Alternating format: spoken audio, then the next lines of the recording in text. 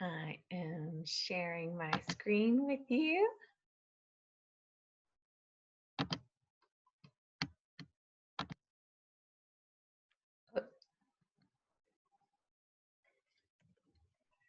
For some reason, it didn't start at the beginning. Sorry. Y'all get to watch it halfway through the back. All right.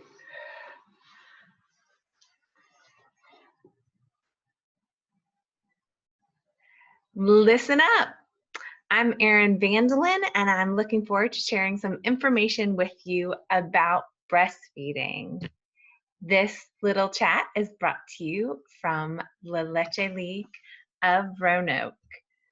I'm Erin VandeLinde, and I am a La Leche League leader trained in the Dominican Republic and a part of La Leche League of Roanoke with Olivia Moran, who is also the La Leche League leader in Roanoke. I'm also an internationally board certified lactation consultant, IBCLC. So listen up. We're going to be busting some myths that may affect your breastfeeding success. So we're going to, truthfully, we hear a lot of advice from a lot of people. So here's this mic drop with this little granny, and lots of times we talk about myths or old wives' tales that are brought to us from grannies or moms or neighbors or friends, or even sometimes our providers. And so we're going to bust some of these myths and just talk about some of the things that we've heard, some of the advice that we have gotten. So when we're talking about advice, everyone has advice for the new parent. And I love this quote. It says, "There's no way to be a perfect mother and a million ways to be a good one." And so I just thought that was great because everybody has something to say, and there are a million different ways that people give their advice to new parents. So how do we know when we get all this advice from lactation experts? So there are so many experts in lactation. There are friends and family and providers, and they all are experts from their personal experiences, from their training, and even sometimes through stories that they've heard, case studies passed along, and always having the best of intentions to support you, but not always having the best of information. So how do we know what to believe? And how do we know when somebody's advice is really helpful to us or when it might be in need of some busting to prevent it from being something that would affect or harm your breastfeeding success? So when we look at that, we want to look at the science. So we want to look at the evidence. What do we know to be true? What do we know that research has shown over the years? So for years and years and years, the information that we had about raising families and raising babies was passed along from generation to generation. And it was very much trial and error. And many of our parents or grandparents or even some parents our age will say, well, I didn't do that when I was a kid and I survived, or I was formula fed and I'm still fine, or I didn't wear my seatbelt and I'm still fine. So that is true, and that's how we lived for a long time. But because of the rise of science and the access to journals and sharing research and information, we can know now, not just from trial and error, but from science, what is the best for our families and our children as well. And so taking into account those traditions and the stories and the values of each family, but looking at it from a viewpoint of science as well. So here's something that is said to people or you may have heard, your baby nurses too often. You must not have enough milk. And so you might have heard this from a number of people that may be in your circles. It could be your mom who is concerned that you're not getting enough sleep. Oh, and your baby is nursing too often. Or it may even be your provider who is concerned because even though baby's weight seems to be going fine and looking at those charts, you've reported that you're spending a lot of time nursing. And so sometimes when we say, oh, a lot of time is being spent at the breast, that means babies are not getting enough milk. But the first thing we want to look at when we're addressing this is let's look at the science. What do we know? And what are our expectations? So a healthy young baby, we would have the expectation that that baby would nurse between 8 and 12 times in 24 hours. And so sometimes just even having that expectation is a good place to start, because when we look at that and we kind of break it up during the day and the night, that could be pretty frequent. And so sometimes people interpret that and say, okay, that means you need to feed between every 2 and 3 hours. But with our babies, we also not only want to feed them frequently, but we want to feed them on cue or on demand. And when we talk about that, we're looking at feeding them in a different way. So this is a visual brought by a breastfeeding dietitian. She's amazing. She's very visual. She has all these visuals. I'm going to be sharing a number of them with you. But here's this one where where we say, okay, 8 to 12. So 10 Cheerios, let's space them out, and let's look.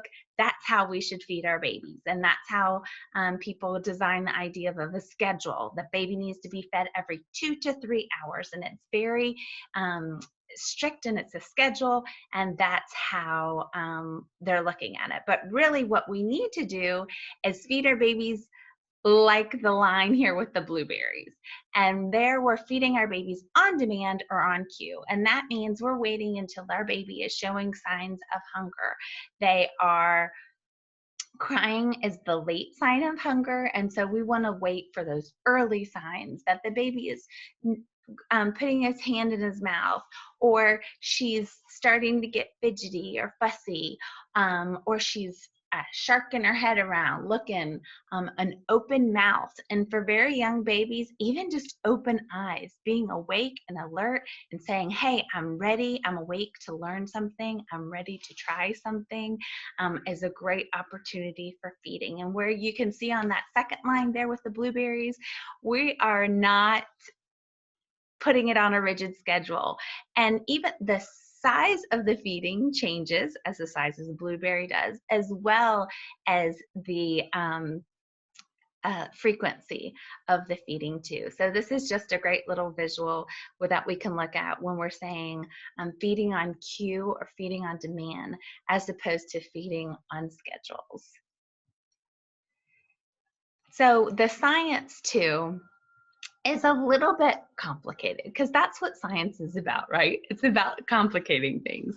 But really, this beautiful image with this lovely haircut, I don't know exactly what's going on with her haircut there, but we can see there on the side the pituitary gland, and basically it starts at the breast. And so right there at the breast, there's stimulation at the breast. And in this picture, we see a baby at the breast. That can also be a pump. If you are pumping your milk, whether that's something that you're doing exclusively, or if it's something that you are just doing when you're away from baby, or for having bottles as well. But when that stimulation occurs at the breast, then there are impulses that go to the brain, and then those go to the pituitary gland, and the pituitary gland releases oxytocin. Do you feel like you're in biology class yet? And then the oxytocin causes the cells of the breast to contract, and so they're tightening up. And what that does then is the alveolar glands release milk into the ducts and out the nipple. And as that milk comes out, through the ducts and out of the nipple, then the baby receives that milk in his mouth and he sucks more to get that milk, and then the cycle continues. So it's a positive feedback cycle. So as it goes around and around and around. The cycle works like a factory responding to demand. So there is more demand, there's more stimulation, there's more sucking. That baby the cycle goes around, there's more oxytocin, there's more release of the milk, there's more sucking, and it goes around and around and around and around. And so it works as a factory responding to the demand, rather than a warehouse that just stores milk and dumps it out, and then stores milk and dumps it out, but rather it's a factory responding to the demand. Some say that the system is also like a faucet. This is an image shared from the Leche League in Costa Rica, and they have there on the left the picture of the faucet, and it says that the system works more like a faucet than a glass of water. And as a faucet, the body is never really empty, just like the tap or the faucet is always providing the water. And so I like the image of it being more as like a faucet than a glass of water. It's not a glass of water that it's when the baby's thirsty, you give them the glass and then it's empty and you don't know what to do, but rather it's the faucet or the tap, where as long as that need is there, it continues. So kind of continuing with that imagery, this is also from Breastfeeding Dietitian. I told you she's wonderful, but she reminds us that the breast isn't like the water balloon, but rather like the faucet or the tap that fills the balloon. So the system works that when the balloon is full, so if you're filling up water balloons, when the water balloon is full, we turn down the faucet so that it doesn't fill up more and more and more. And then as if the water balloon is empty, we turn up the faucet to fill it more. And that's the same system idea that our bodies work with making milk for our babies. When the breast hasn't been emptied, so it's full, like the one on the left, then we turn the tap down, making less milk. But when the breast has been emptied, we turn up the tap, making more milk. And so that's how our body is made to respond and reply to the needs and the cues and the demands of our babies. But there's always water in the tap, just like there is always milk in the breast. And so that that idea of never ever being empty. So the frequent demand increases the supply. So babies that are nursing all the time are saying, I need more supply, feed me, feed me, feed me, feed me. And babies that are nursing are getting that milk. If babies are falling asleep at the breast, if babies are nursing for a minute and then being done and then nursing and being done, if they don't seem to be drinking at the breast but just pacifying themselves at the breast, then those are some things that are good to talk with somebody about and see what other support and what other help you can get. But early, especially in the early days, the supply is determined by the demand. So if you're concerned about not having enough milk, nurse, nurse, nurse, nurse, nurse, nurse, nurse as much as you can at the beginning. And that will help establish the supply for the future as well. And that's how we know that twins can be fed. So this is another image shared through the Leche League International of a mom nursing her twins. And because of that supply and demand, babies are able to be fed by the supply of their mother, even when there are twins. So another thing that we know when we're talking about babies nursing frequently is that babies nurse for reasons other than hunger. I see a typo there, I hate that. Babies nurse for reasons other than hunger. And so when we talk about babies nursing for reasons other than hunger, we know that, let me move my picture here, people eat for reasons other than hunger too, and babies are people. So when we talk about eating, we talk about eating for comfort, we talk about eating in social settings, we talk about eating to try new things, to explore new cultures.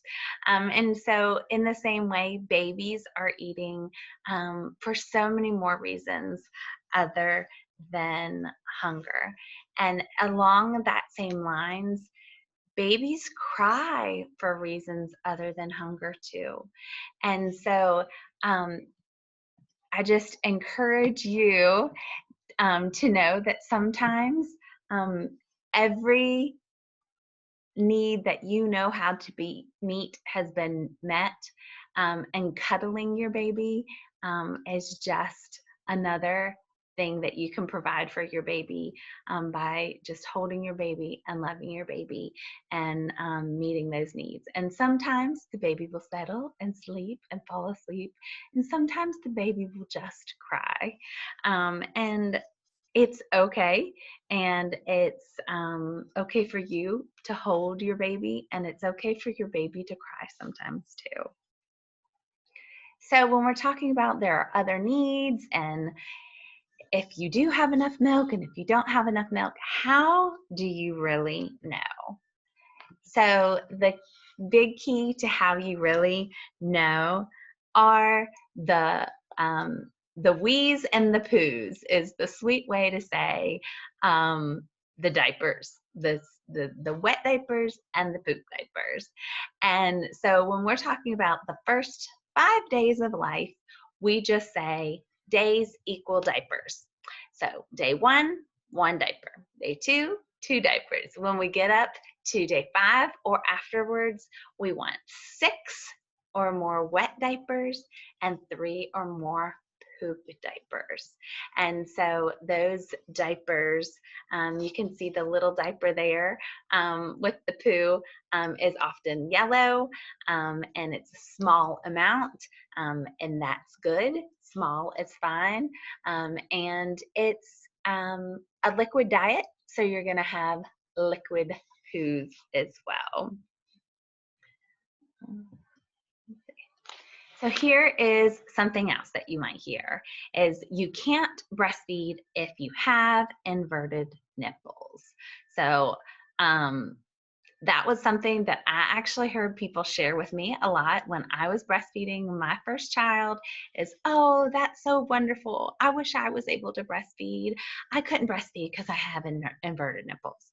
And so that is something that you hear often.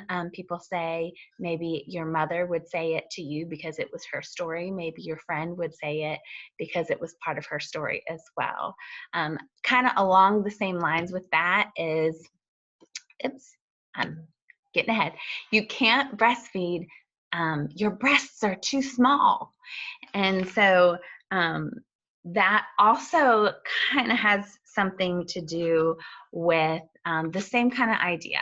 And you think, hold on, what does that have to do with the same idea? Well, we're going to go back. We're going to talk about breast anatomy, but first, let's go here. I keep on pushing this button so fast, I'm sorry. And we talk about the science. So if we look, we're like, didn't you already talk about this? You've already used this image. And that's true. And that's because this is so key to what is going on. So when we talk about breastfeeding, the keys to breastfeeding are the stimulation and the hormones. Those are the keys to breastfeeding. So the size of the breast or the shape of the breast are not the key. It's not what is important. So when we look at the science, we take a closer look and we look here, and you can see when we talk about nipples and size, we're also talking about the anatomy of the breast. So in the image on the left, you can see the breast anatomy that's all integral to breastfeeding. And if we look closer, and the image that has been enlarged, you can see that the nipple in this image is practically flat. And so it doesn't stick out very far. It's just out a teeny tiny bit, because even though the nipple is flat or inverted, you can still breastfeed. You may have some challenges, and it's important to start early and to get support, but by no means does it mean that you cannot breastfeed. And like I said, there may be some challenges, there may not, but don't let it be a deciding factor for you, because challenges don't mean impossible. They just mean that there are some obstacles, and almost all of us have some sort of obstacle that we face at some time in our breastfeeding journey, and that's why the Leche League is here and a part of that support for you. So what else do we know? That neither the size nor the shape matters when breastfeeding and chest feeding. And so I wanted to, some of you may or may have not have heard of the phrase chest feeding. And one of the reasons that I like it is because it acknowledges the fact that there does not have to be a large breast present to be able to lactate and nurse your baby. And so when we talk about breastfeeding and chest feeding, it's what's inside that counts. It's that breast anatomy that we talked about, that when we look at, we remember that science. So when we're talking about breast size, you can see the lobules here, and then you can also see that all of this yellow through here is fatty tissue. So often it is the fatty tissue that determines the size of the breast rather than these little pink lobules here, which are our water balloons. So just like we saw in that image before, those are the water balloons that are filling with milk, and then the oxytocin comes in and contracts the cells that then pushes that along and out through the nipples. And so you can see that that when all of that anatomy is set up and in place, it doesn't require the fatty tissue in there is not the part of feeding your baby. And so, but what that can look like is storage capacity. So you may not have as much storage capacity if you have smaller breasts, and you may. So this is looking at those water balloons all bunched together, just like a little bunch of grapes. And that is reminding us that it is the inside that matters. So the smaller capacity may mean just more frequent and smaller feedings. Or if you're pumping, you may see smaller output than your friend who pumps and she gets these huge bottles full of milk, and you think, I have no milk, because it's just your storage capacity. So maybe she's pumping twice at work and you need to pump 4 times a day at work. So it's more about storage capacity rather than ability. And so these bunches of grapes show that some of them are, these are not quite as full and they're just smaller. And so that's giving you different capacities. All right, so here's another one. You shouldn't breastfeed if you're sick. So this used to be something that we would talk more about hearing from your friends and family, but now it's also something that has been brought more into light due to through providers. And sometimes that advice is given: you shouldn't breastfeed because you're on this medication, or you shouldn't breastfeed because you're sick and you can make your baby sick. So, but when we talk about breast milk, we can talk about the mechanisms of immunity. And so when we talk, the number one mechanism is passive immunity acquired naturally through breastfeeding. Breast milk is full of antibodies that are personalized to the mother and her environment. And that environment is also very similar to that of the baby's environment. And so if a mother was sick, then it is very likely that the baby has also been exposed to the same germs, to the same virus, to the same bacteria that the mother since they live in such a close environment. And so with that, the mother is able, as her body is developing antibodies, pass those along through her breast milk. So in the last few months, we've heard so much about COVID and how that applies to breastfeeding. I encourage you that if you test positive for COVID and you are breastfeeding, or if you are pregnant, talk to your provider specifically about your situation and your case. But in general, the general recommendation is for breastfeeding and for baby and mom to stay together. And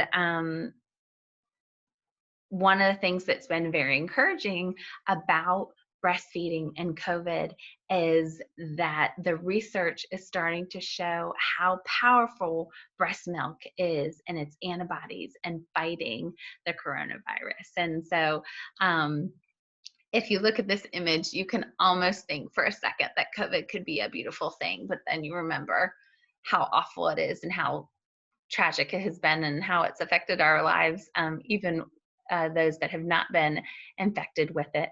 But when it comes to breastfeeding, talk to your doctor about it. But sickness does not automatically mean that breastfeeding should be stopped. And often breastfeeding is even more helpful to continue for you and your baby as well.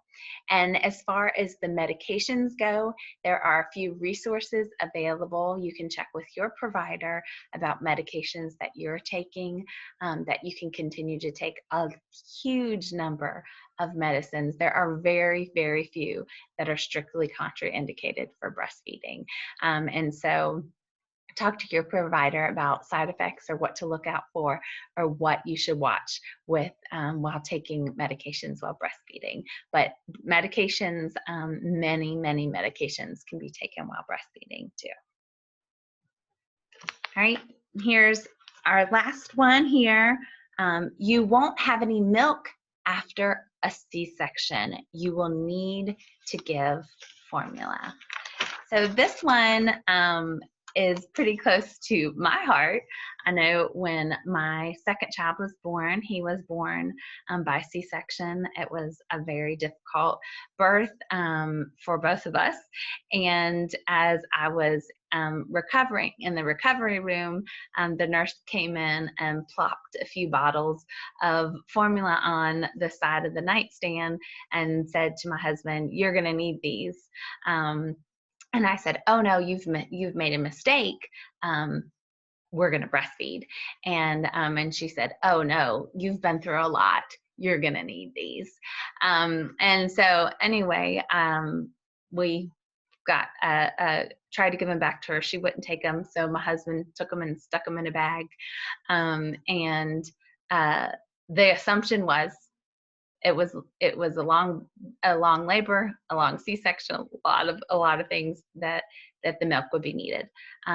But they underestimated the support that I had with my husband and the will that I had to breastfeed my baby as well. And so when we talk about C-sections and medical interventions and other things that do impact our breastfeeding relationships, we still have to remember when we look back to the basics that of the science is that we are mammals, that we lactate, that we provide milk for our babies.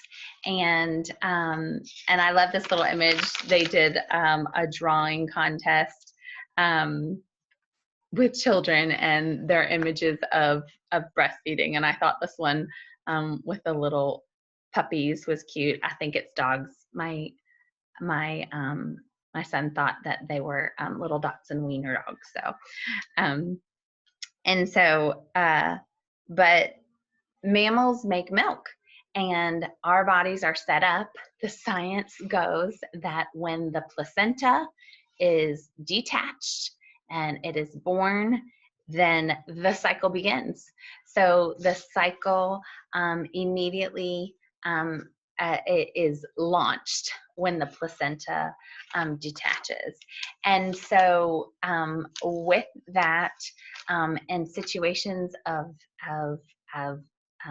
stillbirth or young babies that are lost, the milk still comes because the cycle has started. As soon as the placenta is detached, the cycle starts. And so that is when it starts. It starts from the beginning. And as mammals, it doesn't matter if the baby was born through C-section or through vaginal birth. When the placenta detaches, that cycle begins. So what we know is that breast milk is the perfect food, and that means at any age. So in those first few days, that perfect food is called colostrum, and it's not the milk we get with like gallons of milk that you get in the refrigerator, keep in the refrigerator, you see in the dairy section at the store, but it is a milk that is perfect for babies. It is drops of colostrum the first few days. It will only be in amounts of spoonfuls, and then that milk transitions to a mature milk. But the colostrum benefits are spectacular, and they are unique to those first few days and for the needs of the baby during those first few days. They are rich in antibodies. They have white blood cells in them. They help with clearing out the meconium and helps prevent jaundice.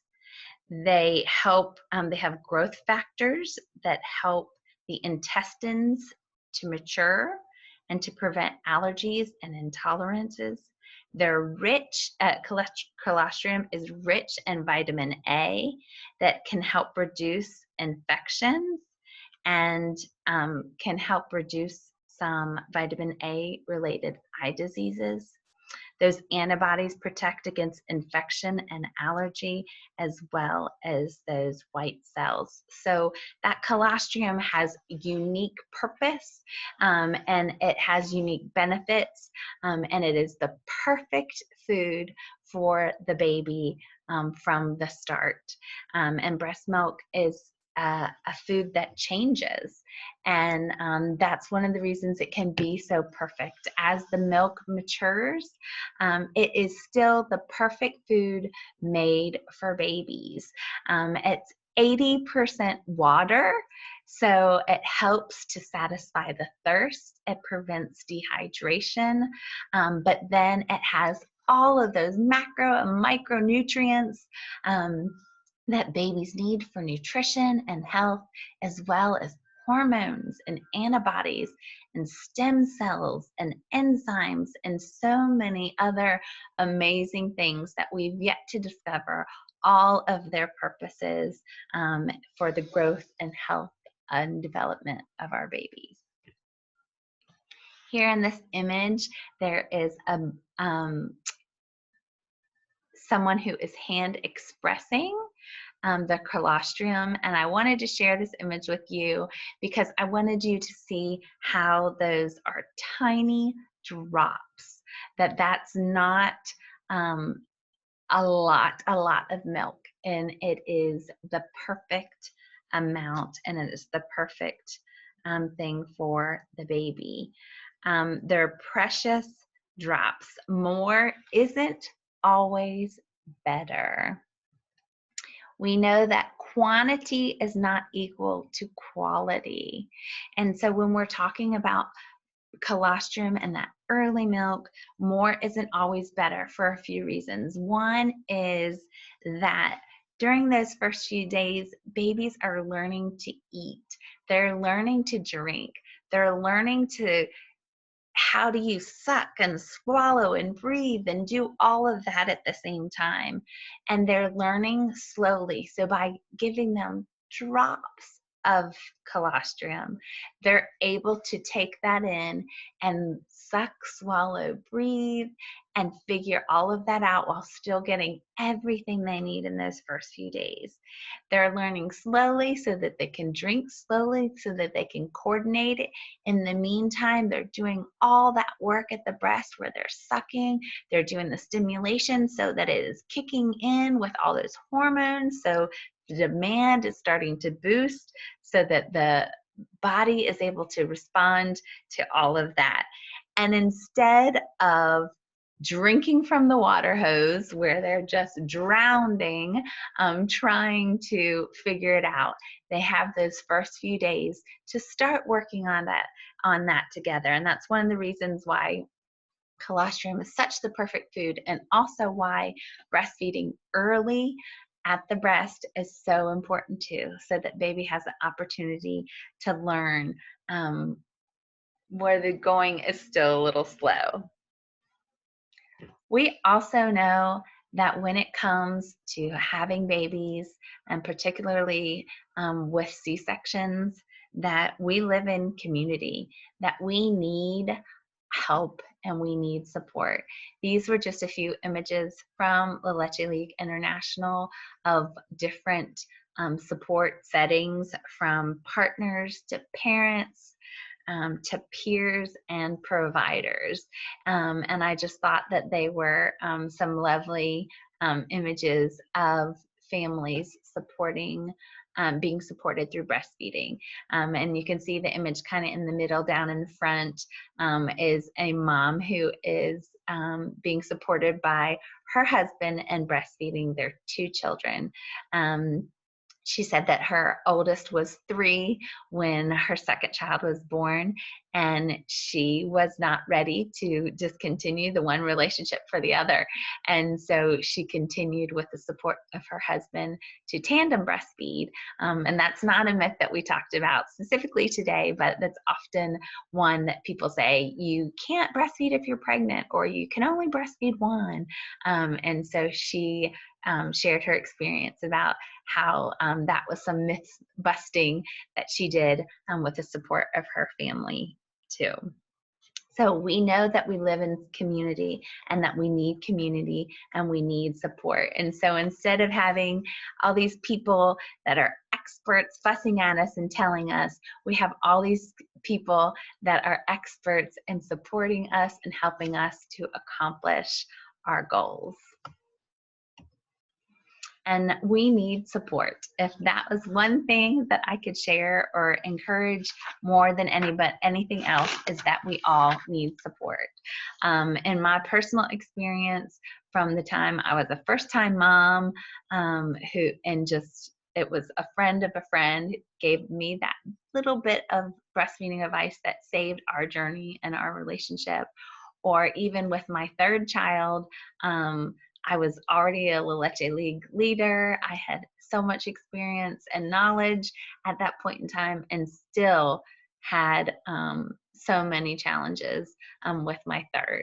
And so I needed support with all 3 of my kids, with all 3 of the experiences and challenges that I had. And we all need that support and need to support each other as well. The Leche League is in Roanoke. We are one of the resources available to provide support to breastfeeding families. You can go to Leche League LLI.org